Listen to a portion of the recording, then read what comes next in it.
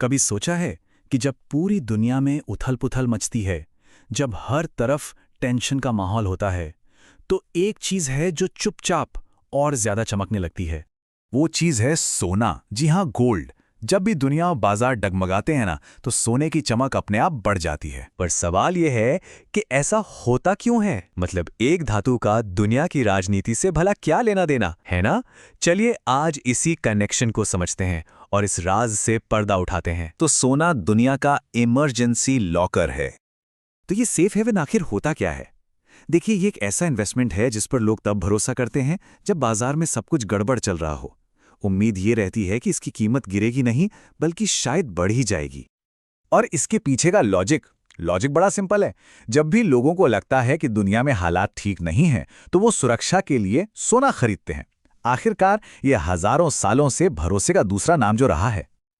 और ये सिर्फ कोई किताबी बात नहीं है। असल दुनिया में देखिए, चाहे वो रूस यूक्रेन का युद्ध हो, मिडिल ईस्ट में बढ़ता तनाव हो, या फिर अमेरिका और चीन के बीच की ट्रेड वॉर, इन सभी मौकों पर सोने की कीमतों ने आसमान छुआ है।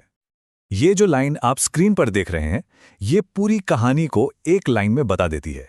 जब दुनिया का मूड खराब होता है, तो सोने का मूड अच्छा हो जाता है। ये उल्टा रिश्ता याद रखना बहुत जरूरी है। लेकिन रुकिए, कहानी में एक ट्विस्ट है। ये सिर्फ हमारे और आपके जैसे छोटे निवेशकों की बात नहीं है। असली बड़े खिलाड़ी तो अब मैदान में उतर रहे हैं, और वो हैं सरकारें और उनके सेंट्रल बैंक्स। जरा इस चार्ट को देखिए। चीन, रूस, भारत, ये देश कोई किलो 2 किलो सोना नहीं खरीद रहे हैं। ये टन के हिसाब से सोना जमा कर रहे हैं। ये कोई छोटी मोटी शॉपिंग नहीं, ये अरबों खरबों का खेल है। तो सवाल यह है कि आखिर ये सेंट्रल बैंक्स इतना सोना खरीद क्यों रहे हैं? इसके दो मेन कारण हैं।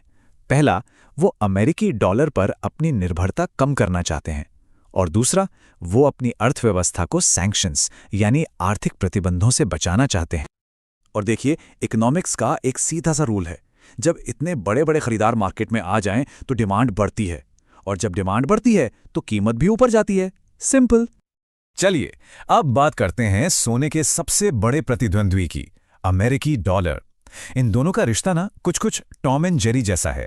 जब एक ऊपर जाता है तो दूसरा नीचे आता है। इस स्लाइड पर यह रिश्ता बिल्कुल साफ है। देखिए होता क्या है, जब डॉलर मजबूत होता है तो दूसरे देशों के लिए सोना खरीदना महंगा हो जाता है, तो जाहिर है वो कम खरीदते हैं। लेकिन जैसे ही डॉलर कमजोर पड़ता है, सोना बाकी दुनिया को सस्ता लगने लगता है और उसकी डिमांड बढ़ जाती है। इसीलिए जब भी जियोपॉलिटिक्स अमेरिकी इकोनॉमी को हिलाती है, डॉलर नीचे जाता है और सोना ऊपर। अच्छा, तो अब तक सुनकर ऐसा लग रहा है कि सोने का भाव तो हमेशा ऊपर ही जाता होगा। पर एक बहुत जरूरी सवाल, अगर सोना इतना ही सेफ है तो फिर इसकी कीमत कभी कभी गिरती क्यों है? इसके 3 बड़े कारण हैं। पहला है शांति। जी हां, जैसे ही दुनिया में तनाव कम होता है या कोई संकट सुलझ जाता है, तो सेफ हेवन की जरूरत भी कम हो जाती है। दूसरा, बढ़ती ब्याज दरें। देखिए, सोने पर कोई ब्याज तो मिलता नहीं, तो जब बैंक आपकी बचत पर अच्छा रिटर्न देने लगते हैं, तो सोना कम आकर्षक लगता है। और तीसरा है प्रॉफिट बुकिंग। सीधी सी बात है, जब सोने की कीमत बहुत बढ़ जाती है, तो निवेशक अपना मुनाफा कमाने के लिए उसे बेचते हैं, जिससे कीमत थोड़ी नीचे आ जाती है। युद्ध या तनाव बढ़ेगा तो सोना ऊपर जाएगा। रूल नंबर 2, शांति या स्थिरता आएगी तो सोना नीचे आएगा। रूल नंबर 3, डॉलर मजबूत होगा तो सोना कमजोर पड़ेगा। और रूल नंबर 4, जब सेंट्रल बैंक खरीदारी करेंगे तो सोना मजबूत होगा। बस इन 4 बातों को याद रखिए, पूरा खेल समझ आ जाएगा।